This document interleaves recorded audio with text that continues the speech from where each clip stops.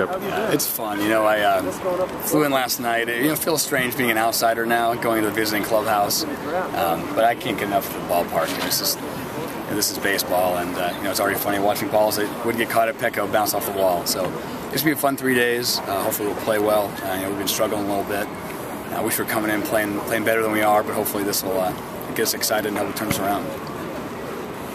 Do you think this team has the potential, the one that you're running right now, of doing what the Red Sox are doing with regards to young talent? I think we have to. I think we don't have huge resources. We have to do it with young players, and that's really been my focus and Jason's focus since we got to San Diego is trying to build a team with a lot of good young players. The Adrian deal as a first step to that. Hopefully improving our drafts. We can't be successful without a number of really good young players on the field. We can't afford to replenish in free agency. So that's our focus, and that's what we have to do. Did you have a feeling Adrian was going to do what he's doing in this ballpark? Pretty close, yeah. I think I said in the press conference I thought he'd be a monster here, and he's such an amazing pure hitter. And I always said to people that we don't evaluate him any differently than the Red Sox do. We can't afford him long term, and they can. That's the reality of our markets. But he's such a fun hitter to watch. I'll be the first person to admit that, at 4 o'clock, a lot of times I put Red Sox games on and watch it, and, all those balls that used to die on the warning track, those balls are rattling off the monster, and he just, he gets pitched to a lot more now. In our lineup, we weren't able to protect him as well. So I think the combination of him being a star player, him getting pitched to more often, and the ballpark, I think this is what you're getting, and I don't think it's going to stop anytime soon. Did you think he would handle the different expectations of the big city coming here with? Yeah, I think he enjoys it. I talked to Adrian and his agent a lot, because obviously we talked a little bit about keeping him in San Diego, and obviously the finances of it didn't work for us, but also I think he was excited. The big stage excited him, and that's why I never thought it would impact him negatively, because he was looking forward to it, and he got it, and he's thriving. Jed, what have you been seeing from Anthony over the last few weeks? His at-bats have been pretty good. He hasn't had a lot of hits in the last 4 or 5 games to show for it, but it's been a lot of deep counts. His takes and his recognition is excellent. Candidly, I think he might be overswinging a little bit, trying to do a little bit too much damage, because when he does get his pitch, he fouls it back. But he's going to be a really good player.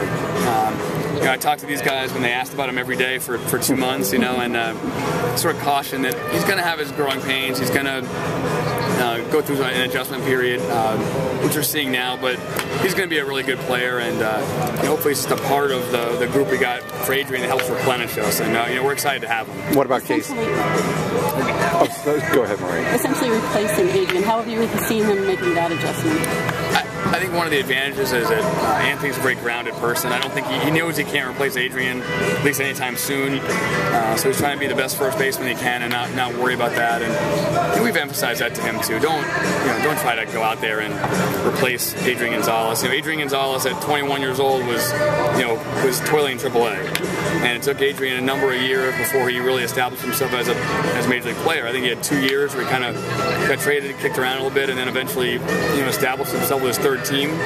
So don't feel like you need to replace the Adrian Gonzalez that we see on the field right now. Just go ahead and be yourself, and I think he'll do a very good job of that. Jed, when you were working out the parameters of the deal, did you make it a point to make Anthony kind of a main piece of that? He was always the piece that of all the iterations of the deals we talked about, and there was a lot because we went back and forth quite a bit, but Anthony's name was always in there, in part because of position. We wanted Anthony, but also once they got Adrian, they were going to sign him to a long-term deal, and therefore they would block Anthony. So that was the part of the deal that never changed, and was probably the most logical part of the deal. So yeah, I think he was the only player that was in really every iteration we went through. What about Casey? What have you been seeing from him? Casey's he's pitched well. He had a couple starts where he got knocked around a little bit in the Texas League, but his velocity has really spiked up this year. He's been up to 95 every start. Had a couple times touching 96, 97, which is up from his days in Boston. He's only been pitching for a little while, and happy with his progress. He's still developing, and we see him as a guy that should be a very solid rotation pitcher for us for a long time.